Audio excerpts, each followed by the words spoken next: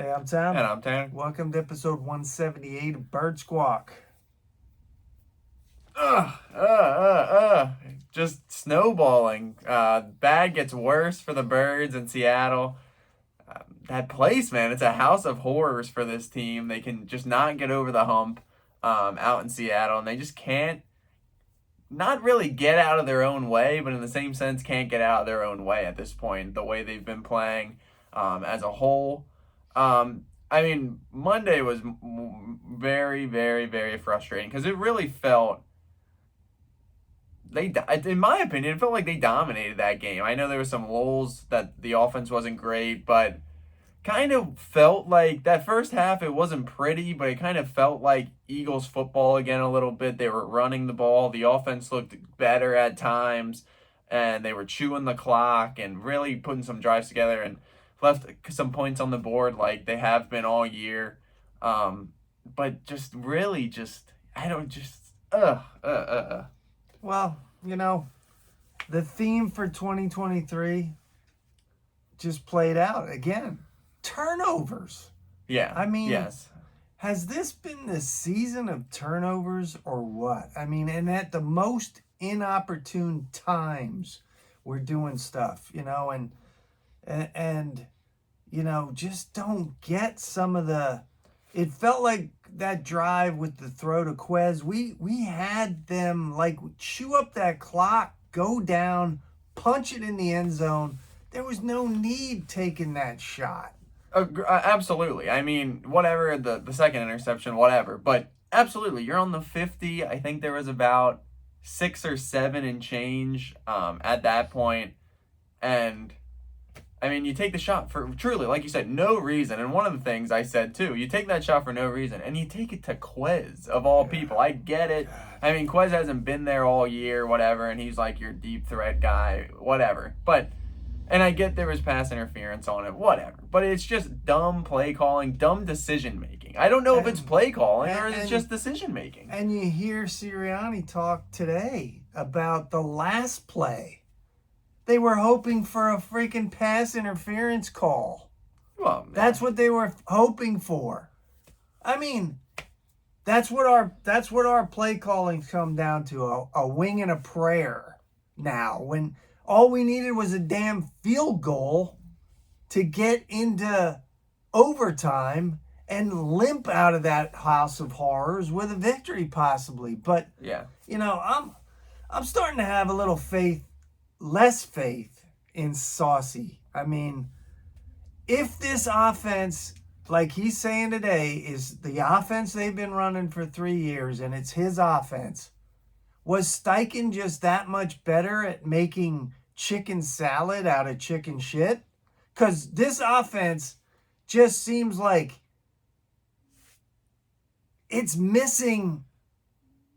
It seems vanilla. No, I mean, it's absolutely missing something, without a doubt. And I mean, it is bad when it is getting predictable. And I know I kind of touched on that last week about I watched predictable with Chip Kelly's offense. We all did.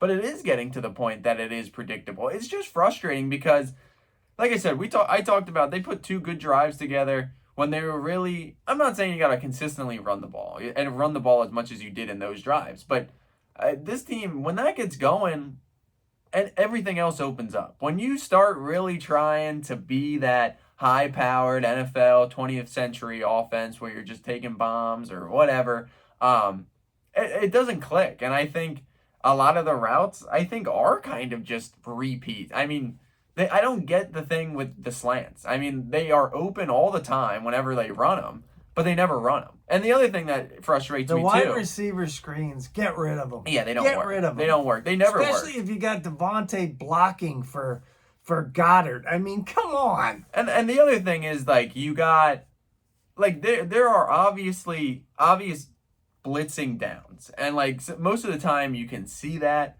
Every time you kind of feel like a blitz is coming on a key third down or a play, it's always routes that take way too much time to develop. Like, that's when you hit a slant. Screen that's or what a draw. Yeah, but that doesn't work. Like that. The screens just don't work. If it's a halfback draw, they work for everybody else but us. If it's a halfback screen, if it's a regular screen, nothing works. The thing that opened my eyes, and maybe I'm sure by now everybody's seen it, but McCaffrey was on the Manning cast. Yeah. And there was a play. He called out exactly what. Now, the offensive guy who's not looking at offensive tape of the team that they're playing called out the play that was going to happen. Yeah. I mean, come on. How predictable is this offense? If a guy on another team's offense is calling out exactly what we're going to do. Yeah, I mean, it really is. It comes down to that stuff, and it's the old adage that I've kind of said all year. The defense is bad, but the offense is what's going to get you places. I mean, the defense has its flaws, and they always have a drive like they did at the end of the game. But in general concept, they played okay. They played good enough to win a football game on Monday. It wasn't great defensive play, but they did enough to give you a position. I mean, I don't have the timestamp. I can't add it. But I do have the timestamp in our text messages. When Jalen threw that pick, the first pick, I said, and then the defense got the 3 and out, I said, that's the stop. You cannot expect this team to go back out there and make another. And that's exactly what happened. You put it out on there. You needed a first down. You were chewing. You literally needed one first down. You couldn't pick it up, and you put that tethered defense back out there. And, of course, they got exposed when the time came to it.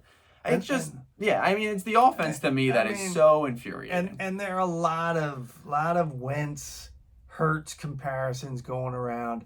I don't think they're the same people. No, right? They're not. But I think what's eerily suspect and eerily similar is the amount of turnovers. Agreed. And I think some of the regression. I mean, some of the things we were scared. I mean, and hear me out, though.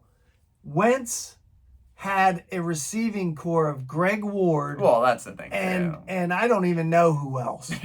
Yeah. Arcega Whiteside, and he won the division. I mean, we have too many weapons for this offense to be this vanilla. Agreed. I mean, throw in a Mike McDaniel or somebody from Miami, and what would he be doing with these weapons? I mean, but the thing is, it comes down, like, I get it. The Brian Johnson thing is what it is. But at the end of the day, there's enough talent on this team that they should be able to trump play calling. You know what I mean? Like, I mean, the stuff with Jalen, I mean, he's playing, he looks good at sometimes, but then you see flashes of kind of the things we used to voice concern about prior to last year. But I think, getting back to that, I think that Jalen needs somebody not to coddle him, but to kick him in the butt and say, why that throw? But the thing had these two guys wide open. Why that throw? Yeah, but we've seen that by Saucy this year already. Like, it's not like that hasn't happened. And, like, I don't know if it's happened that much, but there is plays and there is videos that you can see Saucy getting on him a little bit. I mean, to me, there's a lot of things that go into this. And to me, I don't really want to call out the offensive line, but there's a lot of leaders on that team, but we've talked about on this show for a year and a half, 2 year at least, how much we have faith in this locker room, the characters in this locker room, the leaders in this locker room, and the vets. There is too much coming out of this locker room from what we praise this team about the leaders, the Kelseys, the Fletches, the BGs, the Lanes, the Jalens. There is too much drama coming out of this locker room right now. It feels like it's time for a closed door, come to Jesus.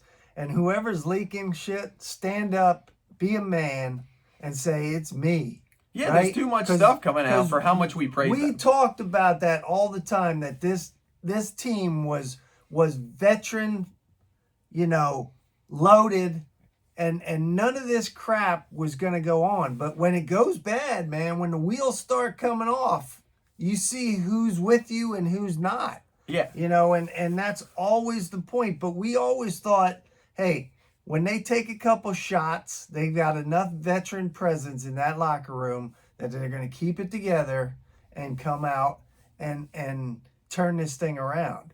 You still keep hearing those guys say, we're going to fix this, we're going to turn it around. I really think it's time. Yeah, I mean, it's time. there's just a little too much going on right now for a team that's struggling. And the thing is, too, I mean, the offensive line, I don't want to say it because I still think they're playing good, but I think they're somewhat playing to their reputation at this point. I think they've been lackluster at times this year. I mean, I love Mulata, but he's had a bad season, in my opinion. He's had a bad season. Kelsey's still playing at a high level, but some of these penalties, they're becoming costly. I mean, you score a touchdown on that drive if he doesn't get that false start. You do a couple tush pushes, you're in. You're at the 3-yard line. That derails that. That takes 4 points off the board. Yeah, I mean, I just think at times the offensive line is kind of playing to their fame rather than actually playing. Like, they're playing due to the reputation that this is a great offensive line. But they're not really showing me that this year. You know, it was the whole, here we go, the helter-skelter. You know, we come out, we put that first drive together. Mm-hmm. Bang, bang, bang, go down the field. 7 minutes or something. And then it feels like I don't know if we don't know how to finish people off. Mm-hmm. We don't keep the foot on the pedal. We back off, and then we're doing the pass happy 3 and out. And I don't know how many more times I got to see it before half. That I get it, you want to try and score points before halves, but I don't know how many times I need to see you trying to stop the clock with a minute or so left just for you to go 3 and out and give them back the ball. Exactly. Like, I get trying to be aggressive, but there's at some points that it's like, it almost cost you multiple times this year. Should have costed you in that Kansas City game. There's a couple other times that teams added on before the half because you wanted to try and all of a sudden do something. Yeah, I mean, for the years we beat up Andy with clock management, I mean, come on, Saucy, it's suspect what are you at times. doing? It's suspect. What are you doing? And it's like, I just don't get. I'm still pissed about the end of that game because I just feel like we've got one of the best kickers in the NFL. We needed to get. I mean, Jalen got the thing is, you got no timeouts. We had 2 timeouts. Oh yeah, we had two timeouts left, and we throw a freaking Hail Mary bomb that gets intercepted when we had to get maybe another 20 yards and get a kick and go to overtime. I don't get what the hell they're doing, and then you listen to these press conferences, and today Saucy's getting a little testy. Well, come on, dude. You know, fix it. And we're not going to have you being testy, but when you're being stupid, we want to know why. Yeah. And the whole defensive thing. I mean, come on. Yeah, I mean, what kind of crap was that? I don't want to be. You demote the guy, then you trot him out to freaking talk like he's still got the job. I mean, who does that to somebody? I don't want to be the guy that said I told you so about the defense, but I couldn't tell you. Watch those 2 games. I couldn't tell you a difference. And the thing is, people always call about blitzes. Dude, they sent blitzes and couldn't even get past the O-line multiple times. Comes down to what we've always said. We put all the money in that front end. And they're doing and they jack. Can't even get to a quarterback. Jack. Can't get to Drew Lock.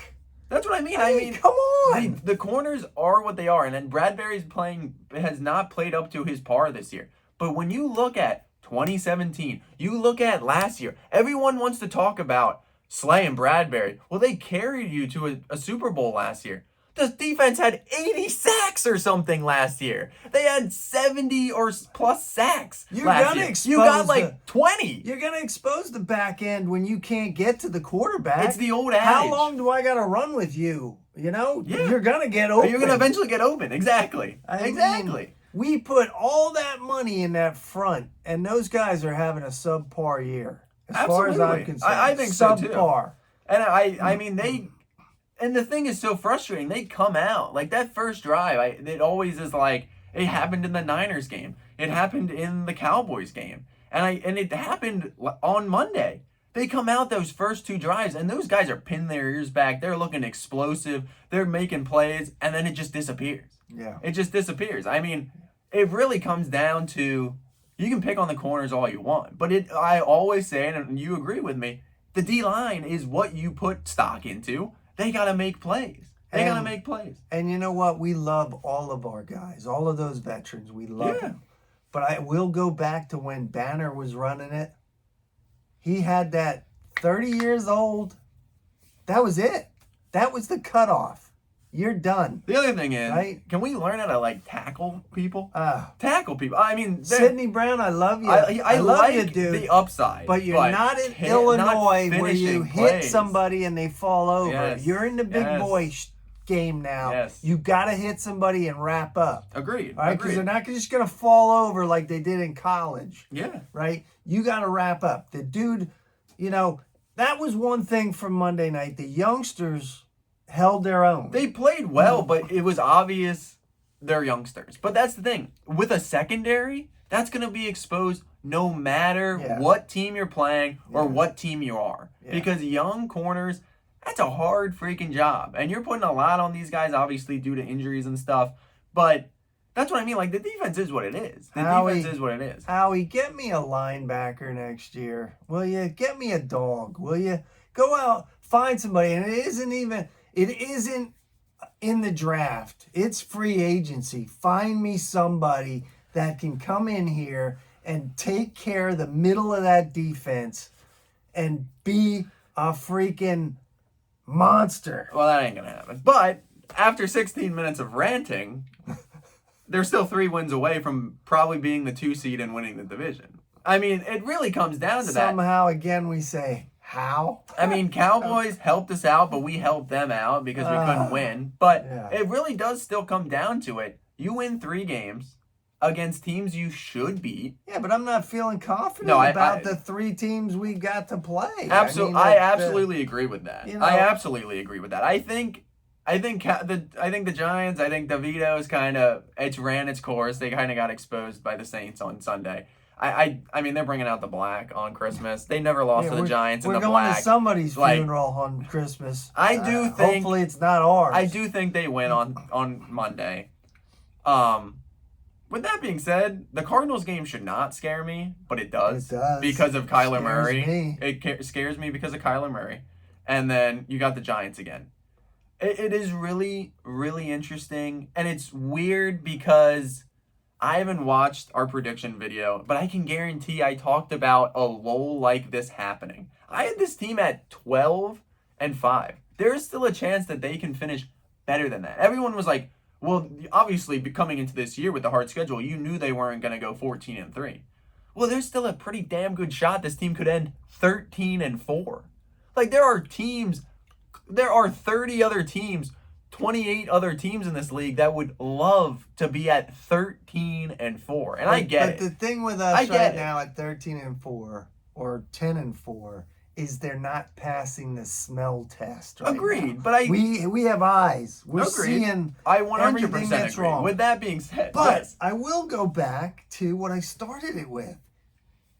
Turnovers. Oh, absolutely. Get rid of them, and I think this offense does better.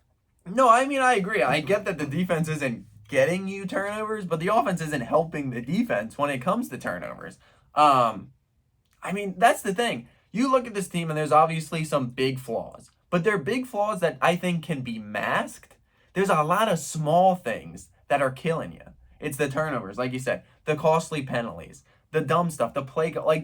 There are things that can be corrected to make you look better. I get that the secondary is iffy. The offense is There's a lot of injuries that are kind of in tough spots, and it is what it is. But this team is still, they aren't playing like they have a lot of talent right now, but there is enough talent on this team still to mask some of the stuff they're doing. Well, we talked about it last week.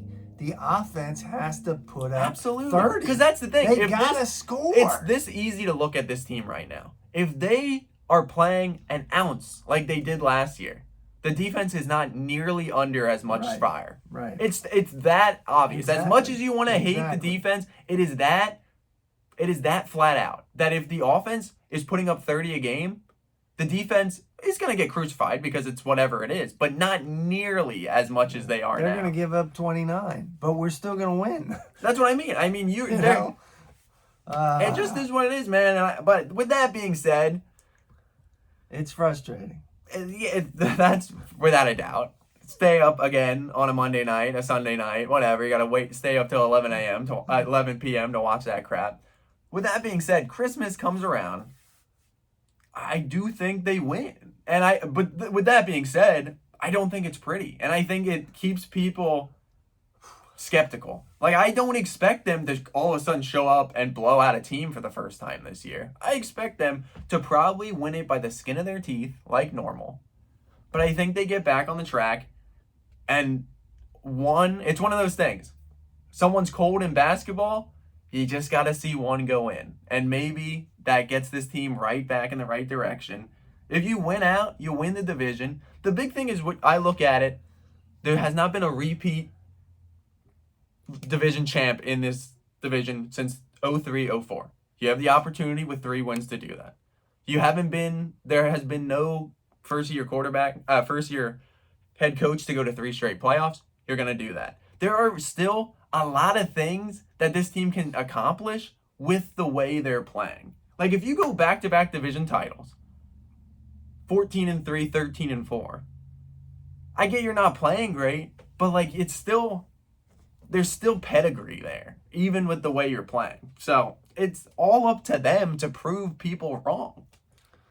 We shall see, man. It's anytime touchdown Boston Scott time. Exactly, man. If you need the Christmas presents cleared you out, put all that money on Boston Scott anytime touchdown. You're right back in the money.